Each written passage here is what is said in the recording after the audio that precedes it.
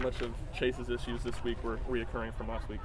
I didn't see necessarily kind of the same thing. I mean, other than what started the big inning was a walk.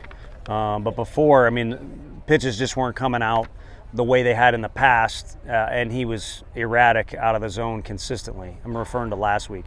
This week, that first inning, I mean, one of the better hitters in the league, does a nice job staying at 2 strikes. It's not like he punished the ball, but he got a hit. Otherwise, that first inning, every ball he threw kind of looked different, had conviction, a really good first inning. And then, I don't know that it bothered him giving up a solo shot or not, back-to-back innings there. But whatever caused kind of the world to turn on its axis a little bit, we could have delivered more on the scoreboard early. And as they kind of chipped away there, the momentum kind of started to swing, and he didn't throw as well. And McMillan wasn't throwing great at the beginning of the game, and then he started to throw well. So if I could, spin the world backwards and know what was going on there, I would do it. What did McMillan do so well? Obviously, there's 2 runs in the first inning, but really not much after that. Well, yeah, but there's guys on base. So to me, I thought our guys competed really well. I think where we missed the boat was he's at 84, 85. We asked to challenge the Beck play at first, and if for some reason he was safe or he reaches base, he's now got to face Drew Gilbert and at least get to about 90 pitches, and maybe they don't send him back out. But that was a big deal because his pitch count was really high early in the game. And again, like any pitcher, I mean, it's probably human nature. They start to get the momentum offensively, and he had kind of wiggled out of some jams or competed through some jams. And so now he feels really good about what he's doing. So they got him to about 110, whereas maybe we could have knocked him out of the game 92, 95 pitches into the game. And that's Friday night baseball in the SEC. That's a big deal. Do you like the preparation the last week or so and how guys are kind of interacting in the dugout throughout the game? Has that been an issue, or do you think it's just baseball kind of catching up to you this week? Yeah, I mean, Tuesday was different. You're off-site, but, to kind of bow up as best as a small guy can. I mean, I kind of already dealt with the question, did Tuesday's game have anything to do with tonight's game? And to me, that would be at the heart of it, and I'm being it'd be completely disrespectful to 2 of the better teams in the country. Alabama played really well tonight. Their roster is really good. Coach Bohannon obviously knows what he's doing there. And then our guys had, I think, 10 guys on base in the first 3 innings, and are kind of a diving play away and maybe one other deal going on from really creating some damage against a guy, if you look at his numbers, is a true Friday guy.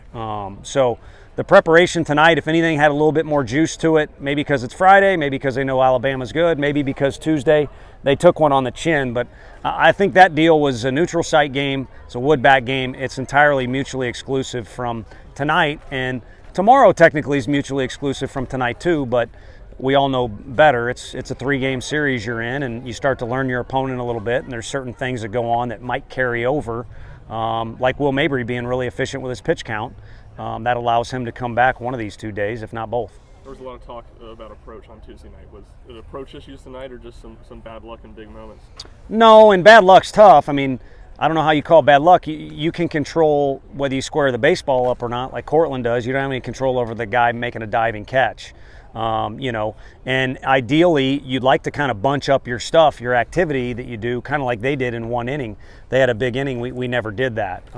But we kind of had some things going for us all over the place until, again, that momentum shifted a little bit there. And again, their bullpen guys did a good job, but the beginning half of the game is where we had an opportunity to produce more on the scoreboard. And again, one of those things, if I had an answer why it didn't or we didn't find a hole, I would let you know. But the at-bats were pretty damn competitive against a really good Friday night starter. Tony, after winning so much, when you do lose a couple, it can maybe feel bigger than it should. Do you say anything to your guys to kind of mitigate that and just say, hey, Yeah, I mean, I say it kind of tongue-in-cheek, but also very serious. It's ironic you ask that because of who we're playing, and I'm referring to their football coach. But no is my answer, but it can turn into that if they listen to what you guys have to say, or maybe the fans get frustrated. And I'm not, you guys got to do your job, and we're blessed that you guys treat us pretty well. But no, unless they listen to the wrong people or they go to dinner and, want to complain about a bunch of different things. But again, I think at the heart of this thing is we competed against a really good team, and it was a back and forth battle, and we didn't win. So we'll get back after it tomorrow and see if we can do that to them. Tony, kind of along that same line, what do you say to Chase to kind of keep him out of his own head? I trust Coach Anderson with, I mean, I love my family and they're here watching the game, but this is kind of my whole life going on here, and pitching's the most important thing. So, and Frank was the first call I made, so that's probably a dramatic answer there, but I trust him to do that. Now, if I got something, checking video or something, a little nugget, I'll throw it at him, but he'll be right back to business. And, you know, any pitcher, like I said, is going to kind of scuffle, but let's be honest, it's 2 in a row here where it didn't go as well as he wanted, facing good opponents. But, you know, there's probably some stuff to kind of reset a little bit and kind of tune into what he was doing well in the other outings and maybe what caused him to scuffle in these, and get after it for a week and then pitch again next weekend. Is that 8th inning as good as Blade's looked since he's come back? Yeah, it was awesome, but I think Tuesday was really good too.